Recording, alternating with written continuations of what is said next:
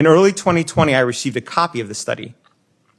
It showed the results of the analysis comparing children enrolled in Henry Ford from 2000 to 2016 from birth onward who had no vaccines compared to those who had one or more vaccines. This study was based on actual medical records, meaning finally a large vaccinated versus unvaccinated study using health data from a major United States health institution, something, as the IOM pointed out, never existed before.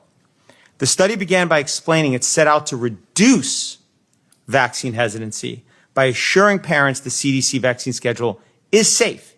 Instead, what these researchers found was that vaccinated children had 4.29 times the rate of asthma, 3.03 times the rate of atopic disease, 5.96 times the rate of autoimmune disease, and 5.53 times the rate of neurodevelopmental disorders, which included 3.28 times the rate of developmental delay and 4.47 times the rate of speech disorder.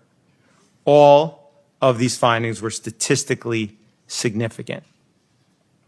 There was also other conditions for which there were numerous cases in the vaccinated group, but zero in the unvaccinated group. Hence, a rate cannot be calculated, including brain dysfunction, ADHD, learning disabilities, intellectual disabilities, and tics.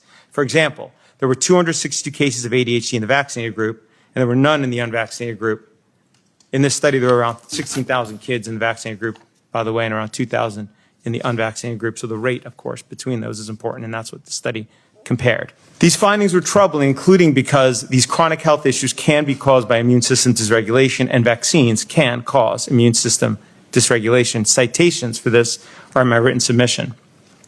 Overall, the study found that after 10 years, 17% of the unvaccinated children had a chronic health issue, while 57% of the vaccinated children had at least one chronic health issue, often multiple. That's 17 versus 57%.